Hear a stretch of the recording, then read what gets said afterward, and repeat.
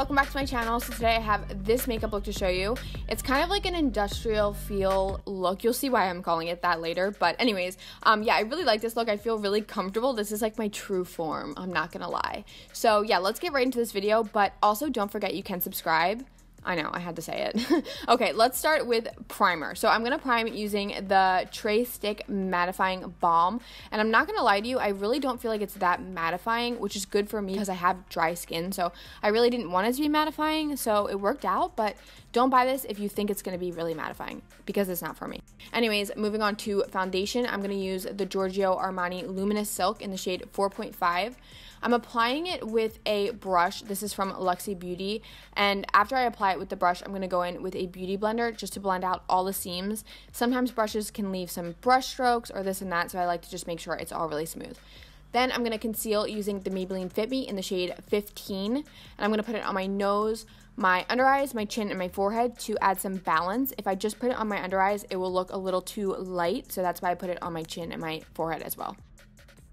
Alright, so then I just threw on some brows. I do have a brow tutorial, so if you want to see how I do them, you can check out that video. Next, I'm going to set my under eyes using the Charlotte Tilbury powder, and I just put that on my under eyes because the rest of my face, I want it to stay a little bit glowy, but this powder, honestly, you guys, is amazing. I'm not going to lie. Then I'm going to prime my eyelids using the MAC Paint Pot in the shade Painterly. After that, I like to tap it in, and then I set it with a translucent powder just so that all the shadows blend really smoothly. It's like the best way for me. Then, oh my god, I know this palette is so expensive. It's a Natasha Denona palette, but I got it for Christmas and I had to use it for a palette, you guys. That's my excuse. I really am obsessed. Okay, anyways, I'm going in with the shade Amazon, which is the first matte shade in the palette. It's like the lightest. There's only 2 matte shades in the palette, which is the only thing that bothers me, I'm not gonna lie. But I put this in my crease and then blended it out. And guys, these shadows, they're so amazing. It's like you don't even need to blend. They're already blended for you. Okay, moving on, I'm going to take the second matte shade in the palette, which is like a medium brown, and I put this right on top of the first shade just to deepen it up. So I'm taking it in my crease and then connecting it to my outer corner. And then, of course, once again, I go in and blend out these 2 shades. Alright, so I needed to deepen this up even more, so I just took a random palette with dark shades in it. This is the Jaclyn Hill palette. So I took a dark brown with a MUA brush and started putting this in my crease. I wanted to keep it pretty tight, meaning I didn't blend it all over the place like I did the first 2 shades. So I'm putting this on my crease and connecting it to the outer corner, kind of in an oval shape. I didn't want it to be too rounded and I didn't want it to be winged out, so that's why I'm calling it oval. So then I blended it out using a smaller blending brush, the Luxie 231. Then taking an even smaller brush, I took the Sigma E36 with the black shadow. And like I said, I really want this to be tight, so I did not take it high up in my crease at all. If anything, it was pretty low in my crease. So I applied, and then taking the same brush, I quickly cleaned it off with some brush cleaner, which is like a lifesaver. You guys need that in your life. And I blended it out. The reason I used this brush twice is because it's really precise, and I needed that because with black shadows, if you blend too much, it'll just get all over the place. Okay, the star of the show. This shadow is called Industrial. It's from the Natasha Denona palette, and I applied it with my finger all over the lid. I'm not gonna lie to you guys, I think this is my new favorite all-time shadow. It's so beautiful, and the camera just doesn't capture its dimension, but it's amazing. Okay, so moving on to the lower lash line, I took the medium brown from the Natasha Denona palette and started adding it to, let's say, the outer 3/4 of my eyes. I didn't take it all the way into my tear duct. So then I took the dark shade and the the black and the dark brown, and started adding this tighter in on my lower lash line on the outer corner. And I blended using the light brown shade that we very first started with on the upper lid. Okay, to intensify this look even more, I took a black eyeliner and lined my waterline with it on the bottom and the top.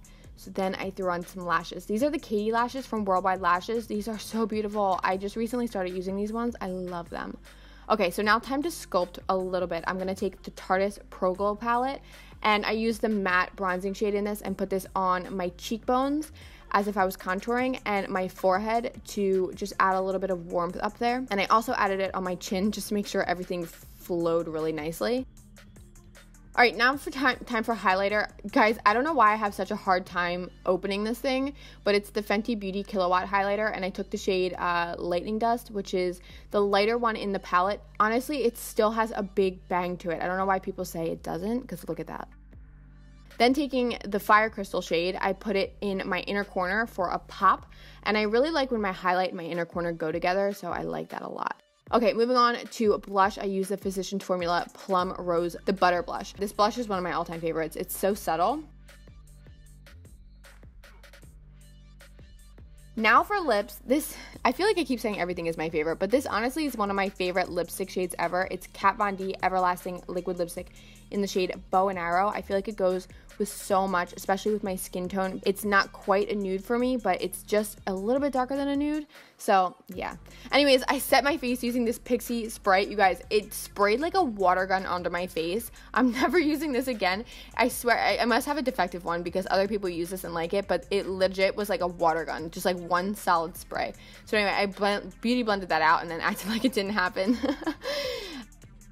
All right, you guys, that completes this look. What do you think? I really, really like it. I honestly feel most comfortable in this look. I know I said that in the beginning, but I just wish I could dress like this all the time. I guess I could, but anyway, someone said I look like I belong on that show, Rock of Love. Do you remember that?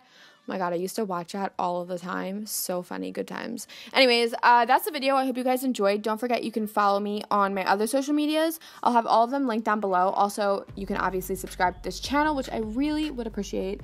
And yeah, I think that's it. I hope you guys have a great day, and I will see you in my next video. Bye!